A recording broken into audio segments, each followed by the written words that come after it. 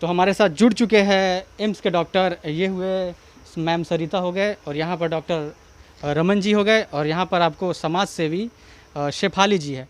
तो इनसे कुछ सवाल करेंगे कोरोना से रिलेटेड और वैक्सीन से रिलेटेड, जो कि बहुत सारी भ्रांतियाँ हैं। तो मैम आपसे एक सवाल है कि जो ये वैक्सीन है कोरोना की, ये कितना कारगर है कोरोना की लड़ाई में? देखिए, वैक्सीन जो हमारे यहाँ भी दी जा रही है भारत में, पूरे भारत में जो वैक्सीन ड्राइव चलाए जा रहे हैं, वो अभी इसकी जो स्टडी आई है उसके अनुसार ये 72 to 80% ये कारगर है दोनों ही, और अच्छा काम कर रही है। इसको मैं यही कहना चाहूँगी कि आप वैक्सीन ज़रूर लें। ये बहुत हद तक इस बीमारी को रोकने और कमज़ोर करने में सहायक होगी। ये तो बात हो गई वैक्सीन की, लेकिन मैम भ्रांतियाँ बहुत फैल रही है कि वैक्सीन कारगर नहीं है, मृत्यु हो रही है, तो मतलब दावे भी कर रहे हैं ऐसे। तो ये इसमें कितने सच्चाई है और कितना इसमें भ्रांतियाँ है? हाँ, ये देखिए, वैक्सीन लेने के बाद लोग कह रहे हैं कि मृत्यु हो रही है या फिर कोरोना हो जा रही है और कोरोना से मृत्यु हो रही है। तो इसके लिए मैं बता रही हूँ कि ये ऐसा नहीं है कि वैक्सीन लेने से हो रही है मृत्यु। हो सकता है जब वो वैक्सीन लेने जा रहे हों, वैक्सीन लगाने वाले टीकाकरण केंद्र पर, तो वहाँ पर जाने के बाद देखेंगे आप कि वहाँ पे बहुत भीड़ होती है, लोग सोशल डिस्टेंसिंग का पालन नहीं कर पाते हैं, मास्क नहीं लगाते हैं सही तरीके से जो मास्क लगानी होती है, या कोरोना की जो भी नियमें होती हैं वो पालन उसका नहीं होता है। तो उस समय उनको ये इन्फेक्शन हो जाता है, और वैक्सीन लगाने के बाद शरीर में जो इम्यूनिटी डेवलप होती है उसमें थोड़ा समय लगता है, 1.5-2 महीने लग जाते हैं। इस बीच उनको कोरोना का इन्फेक्शन हो जाता है, और इसकी वजह से उनको कोरोना होता है, ना कि वैक्सीन लगाने से होता है। तो आप ये गलत है बात कि कोरोना का टीका लेने से कोरोना हो जाता है या उससे उसकी मौत हो रही है, ऐसा बिल्कुल भी नहीं है। तो आप ज़रूर टीका लें, वैक्सीन जो आई हुई है कोरोना की उसे आप लें। पर हाँ, वैक्सीन लगाने वाले जो केंद्र हैं वहाँ पे जाएं तो इससे बचे, भीड़ भाड़ से ज़रूर बचने की कोशिश करें, जो कोरोना के नियम है उसका पालन ज़रूर करें। जैसे कि वैक्सीन कहा जाता है कि अगर आप वैक्सीन ले रहे हैं उसके बाद कोरोना होने की संभावनाएं कितनी है? देखिए, ये कितने दिनों के बाद वैक्सीन होने की संभावना आप बता रहे हैं। वैक्सीन जो है कोरोना की, इसकी 2 डोज है, जो दोनों डोज़ आपको लेनी होती है, और दोनों डोज़ लेने के बाद 15 दिन से 1 महीने के बाद ही कोरोना के प्रति हमारे शरीर में रोग निरोधक क्षमता बनती है। तो उसको आप इस बीच में कोशिश करें कि इन्फेक्शन ना हो, तो आप बचे रह सकते हैं। और हाँ, इसके बाद भी अगर होती है तो बताया ना मैंने, जैसे कि एफिकेसी होती है किसी भी वैक्सीन की, तो कोरोना की 100% तो नहीं है, पर 70-80% तो ये रक्षा करते हैं हमारा। रमन सर से सवाल है हमारा कि जो वैक्सीन है वो 18 के ऊपर से है और 45 के ऊपर से, जो नीचे के बच्चे हैं, और जो ये तीसरा वेरिएंट आया, बताया जाता है कि बच्चों के लिए बहुत खतरनाक है। तो मान के चले कि ये कब तक आएगा, ये 18 के नीचे जो बच्चे हैं उनके लिए वैक्सीनेशन? अभी तो उसमें प्रोसेस चल रहा है, हमारे एम्स में भी इसका ट्रायल हो रहा है। तो उसको आने में अभी तो 3-4 महीने कम से कम लगेंगे, 6 महीने तक आप मान के चलिए। इससे पहले बचने का सबसे अच्छा यही उपाय है कि आप सोशल डिस्टेंसिंग का पालन करिए, ज़रूरत हो तब से ही घर से निकलिए। और जैसे हम सबसे बड़ी मैं देख रहा हूँ कि बुज़ुर्गों में ख़ास करके जिन्होंने वैक्सीन ले लिया है, उसमें ये उनके मन में ये हो जाता है कि हमने वैक्सीन लगा लिया, अब हमको कुछ नहीं होने वाला है, अब हमको कोविड नहीं होगा। तो मैं एक बात क्लियर कर देना चाहता हूँ कि वैक्सीन लगाने के बाद भी कोविड हो सकता है। एक ही होता है कि वैक्सीन लगाने के बाद कोविड का सीवियरिटी जो है वो कम होगा, आप गंभीर बीमारी से आप नहीं ये होंगे। और वैक्सीन लगाने के बाद भी आप लोग के मन में होता है हमने वैक्सीन लगा दिया, अब हम मास्क क्यों पहने, सैनिटाइज़र क्यों लगाएं। तो ये भी एक वीक पॉइंट है। जब आप वैक्सीन ले लिए उसके बाद भी आपको मास्क पहनना है, प्रॉपरली सैनिटाइजेशन सब कुछ करना है आपको। तो डॉक्टर साहब ने जैसा बताया तो इस चीज़ को बहुत ही ध्यान से अपने जीवन में भी उतारिए कि वैक्सीन मतलब कोरोना ख़त्म नहीं, आपको इस चीज़ को पालन पर करना पड़ेगा, सोशल डिस्टेंसिंग हो और मास्क यानी कि 2 गज़ की दूरी और मास्क है ज़रूरी।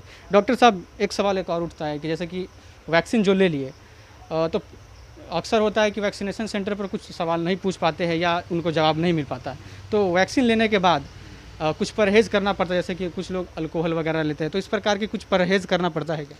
नहीं, वैसा कुछ स्टडी में नहीं है कि आपको ये परहेज़ करना पड़ेगा।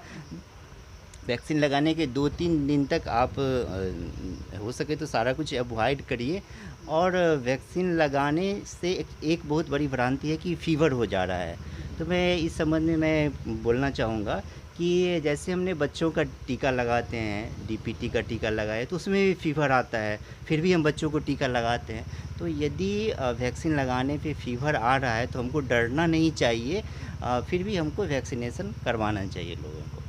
कुछ भ्रांतियाँ हैं खास करके महिलाओं में कि जैसे प्रेगनेंसी हुआ और ऐसी कुछ, जैसे कि अगर प्रेगनेंसी में ये वैक्सीन लेना चाहिए कि नहीं, क्योंकि ये इसके लेकर बहुत ही भ्रांतियाँ फैल रही है। देखिए, गर्भवती महिलाओं में अभी वैक्सीन नहीं दिए जा रहे हैं, क्योंकि हमने अपने ट्रायल में भी गर्भवती महिला को शामिल नहीं किया था वैक्सीन के ट्रायल में, तो अभी उनको नहीं दिए जा रहे हैं। बट हाँ, अगर कोई महिला अपने बच्चे को दूध पिला रही है, लैक्टेटिंग मदर है, तो वो बिल्कुल ले सकती है, उसमें कोई प्रॉब्लम नहीं है।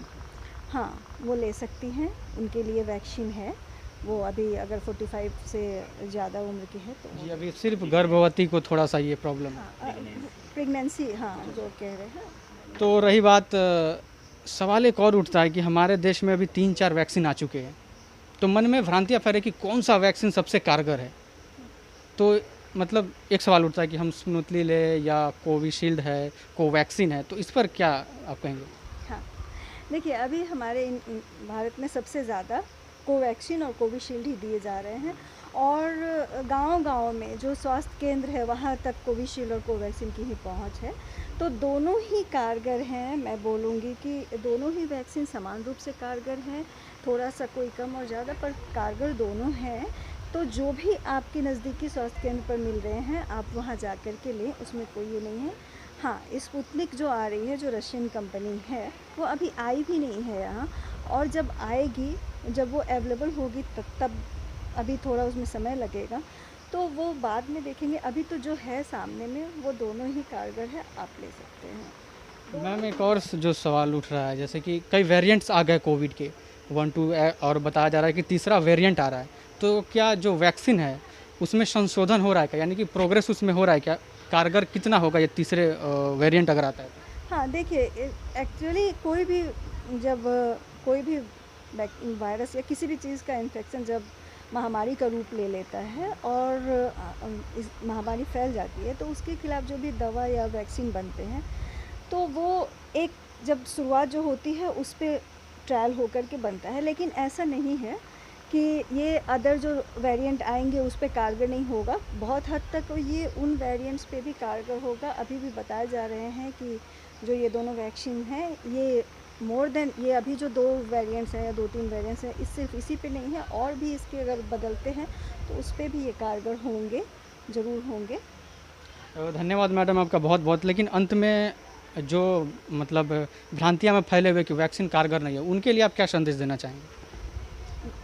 वैक्सीन कारगर नहीं है, नहीं, ऐसा नहीं है कि कारगर नहीं है वैक्सीन। वैक्सीन लगाने से बहुत हद तक, जैसा कि सर ने भी कहा है, कि एक तो ये वैक्सीन लगाने से कोरोना से बहुत हद तक लोग बचे भी हैं। अगर लोग कहते हैं कि हाँ हो जाती है कोरोना, तो ये इसका है कि आपने जब लिया और कब आपको इन्फेक्शन हुआ, आपके शरीर में जो वैक्सीन लेने और इम्यूनिटी डेवलप होने के बीच के पीरियड में अगर आप इन्फेक्शन आपको हुआ है तो हो जाती है। पर अगर होती भी है, उसके बाद भी अगर हो रही हैं, तो सीवियरिटी नहीं है, सीवियरिटी उसकी कम है, यानी गंभीरता, इस बीमारी की जो गंभीरता है वो कम हो जाती है, बहुत हद तक कम हो जाती है। तो इसको मैं कहूँगी कि सभी को लेना चाहिए, और लेने के साथ साथ बाकी जो कोरोना के नियम हैं उनका पालन करना चाहिए। बहुत बहुत धन्यवाद सर आप सबों का। और आपको बताते चले सर पटना से चलकर सोनपुर के बैजलपुर में JIT में आए हुए हैं और यहाँ कोरोना को लेकर जो भी भ्रांतियाँ है उसे दूर करने के लिए है। तो ये देवदूत बनकर आए, इसके लिए बहुत बहुत हम शुक्रगुजार करते हैं और निवेदन करते हैं, क्योंकि जो बताया जाता है कि देवते के दूसरा रूप होते हैं ये डॉक्टर्स, तो विश्वास तो करना पड़ेगा। और देश से अगर कोरोना को भगाना है तो वैक्सीन लेना ही पड़ेगा। और जो सारी चीज़ें जो डॉक्टर्स ने हमारी बताई और एक्सपर्ट ने जो बताई है उस पर आप विश्वास कर लीजिए। तो आज का जो सेक्शन चला आपको कैसा लगा? अगर कुछ सवाल हो तो कमेंट के ज़रिए हमें बताइए और इस वीडियो को ज़्यादा से ज़्यादा लोगों तक शेयर करें ताकि जो भ्रांतियाँ फैली है उसे दूर किया जा सकते। धन्यवाद, नमस्कार, मिलते हैं फिर किसी अगले वीडियो के साथ। जय हिंद।